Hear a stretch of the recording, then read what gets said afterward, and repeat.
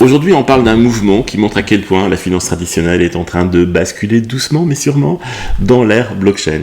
Et c'est la Société Générale, oui, la grande banque française qui est au centre de cette vidéo. Alors imagine la scène. Leur branche crypto SG Forge vient tout juste de réaliser sa première émission d'obligations numériques sur la blockchain aux États-Unis.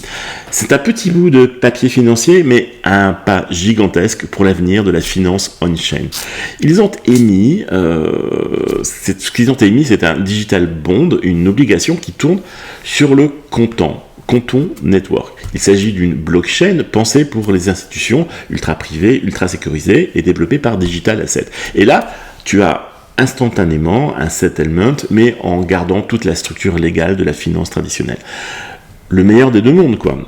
La tokenisation, elle, est fournie par Broadbridge, c'est même la toute première fois que leur nouvelle plateforme est utilisée en conditions réelles pour une émission de titres. Ça n'a l'air de rien, mais pour les acteurs institutionnels, c'est juste énorme. Société Générale disait déjà travailler sur des obligations digitales en Europe depuis 2019, mais là, on ouvre officiellement la porte du marché US, du marché américain. Et la banque le dit elle-même, cette étape pourrait mener à l'émission à terme de produits beaucoup plus complexes. On parle de notes structurées, d'ingénierie financière, tout sur la blockchain. C'est une étape majeure vers la finance du futur. La tokenisation pourrait apporter l'efficacité, la transparence et un accès élargi pour tout l'écosystème. SG Forge ne s'arrête pas là. Ils avancent aussi bien au-delà des obligations tokenisées. Ils intègrent leurs stablecoins euros et dollars dans les systèmes de marché de Deutsche Börse, et dans la DeFi, ils mettent leurs stablecoins sur Morpho et sur Uniswap.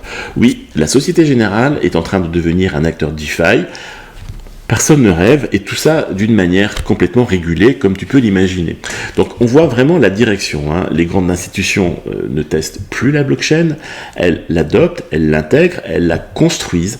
Et cette dernière émission d'obligations digitales aux États-Unis, c'est juste une nouvelle pierre dans ce pont entre la finance traditionnelle et la finance on-chain.